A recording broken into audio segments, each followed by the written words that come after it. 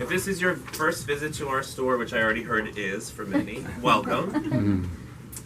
My name is Brian. This is Maxima Book Center. We've been here for 2 years. We have our first store in Arlington, which is Maxima Gift Center for 27 years. Oh, wow. That's where we met Great. Gary and Kathy, and actually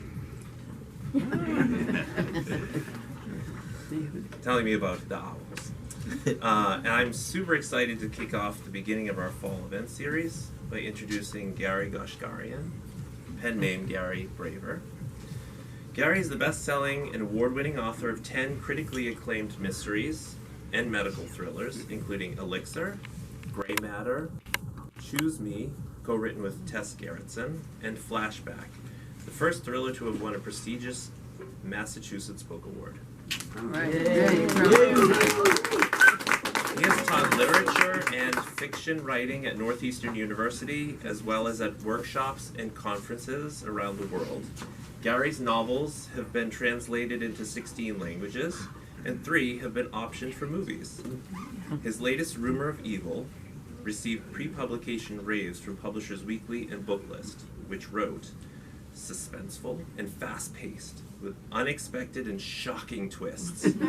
This dark story is filled with flawed, all-too-human characters, tense family relationships, and a haunting conclusion. Highly recommended." Gary lives with his family in our neighboring town of Arlington. He will now tell us a little bit about the book. Go ahead. And, oh, don't forget, afterwards he'll be signing all of these books. And Questions and answers, too. yeah, if you need more, remember, books are great holiday presents. Sign books. Thank you. Thanks. I'm having a Taylor Swift moment. Everyone say Facebook. Thank you. Thank you. As probably the most asked question of any writer is, where do you get your ideas?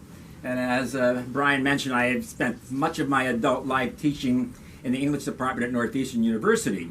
And about 40 years ago, I started a course in horror fiction. And Kathy and I had been up to Center Level, Maine, and we got to meet Stephen King. So I said, if I started a horror fiction course, would you come? He said, sure. So we were reading The Shining, and we saw the movie, and it was a coup d'etat. Stephen King came to class. Wow. And I think I had 60 or 70 kids in the course, and I said, mum's the word. I don't want 1,000 people showing up that Stephen King's on campus and coming to Goshgarian's class. And they were as good as their word, and King came to class, and I had a premonitional moment as a hand went up, and for the 38,000th time for Stephen King, the kid said, "Mr. King, where did you get your ideas?" He looked point blank at the kid and said, Utica, New York. Next question. And I said, Utica? The guy's from Bangor, Maine. We all know he's from Bangor, Maine. Utica. But the assumption was there was an idea shop in Utica, where he went and got ideas about zombies and vampires and werewolves and rabid Saint Bernards and of course the short answer is you make them up. But in reality, they're based on experience. The ideas are based on experience, or a movie you saw, or a television show, or a book you read, or in fact something you read in the newspaper. Yeah.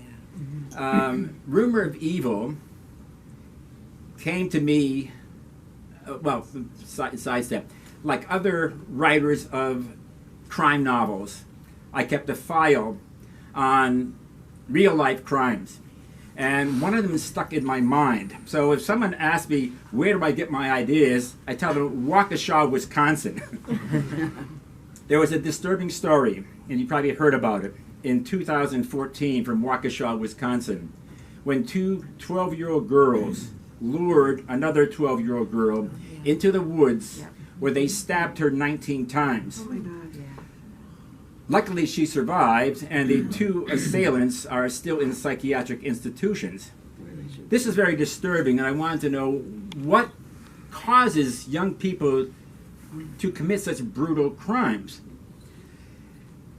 The police interviewed these two girls, and they explained that they really believed that if they did not sacrifice their girlfriend,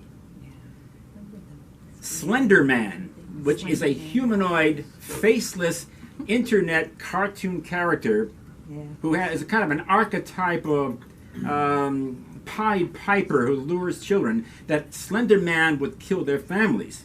Of course, that's the paranoid adolescent imagination does not occupy the same reality that ours do or adults do. So this fascinated me, that they believed that Slender Man would kill their families. So I did some research, not on Slender Man, even though Slender Man is actually mentioned in the book. I did some research and found out that one of the scourges of adolescence is bullying. And I looked into psychological and sociological studies of bullies and the bullied. I found some interesting profiles. The bully is usually kind of an alpha kid, very smart, and someone who wants to show his or her peers that he's superior and powerful. Oftentimes he or she has a very hot temperament, and oftentimes it could be from broken homes, and they would prey on kids who may have a functional and happy home. And because they are the alpha kids and probably the center of what's going on in their adolescent lives, they would convince other kids to pick on this bully, pick on this victim, and in a sense, in complicitous kind of way, spread the guilt and spread the responsibility. The profile of the bullied is always a kid who is different. He can be too fat, too skinny, too tall and gangly. He may walk with a limp or speak with a stutter or an accent or a lisp. The behavior is often odd. They may be very shy and very inward. They may dress oddly in terms of the norm, of the accepted norms of adolescence. They may be from a different socioeconomic stratum. They may be poor. They may be of a different religious or ethnic background. In a word, they are the outsider. So when I was designing Rumor of Evil, I knew it was going to be a detective story, and I had signed a contract that said, make this the first of a series. I said, that's fine. And I designed my two detectives. And the opening sentences of the novel shows the two detectives, they discovered a woman hanging in her backyard in Cambridge, just about a mile from Harvard Square, and one of those great august homes off the side streets of Brattle. And the lead detective is walking around, and by the way, the lead detective is walking around and says, this looks staged. This looks staged. And so I knew that the majority of the chapters, and there are 58 chapters in the book, and 41 of them are about the investigation. But I wanted there to be a backstory. I wanted to be a cold case. So I decided to go back to 19 years ago in Lexington, Massachusetts, believe it or not. And my outsider, I made a young Romany woman from a pig farm in Slovakia. How's that as being an outsider? She is from Slovakia, and she is here as an exchange student, staying with this affluent family just north of the Minuteman Bike Trail here in Lexington. She is very pretty. She is very smart, but she's inward and shy. And so she's welcomed into the home, and all the kids in the neighborhood, the kids in the schools, and particularly a teenager who is of the host family, thinks it'd be kind of cool to have a sister I'd ever had. And she's kind of oddly dressed, so they have fun Americanizing her.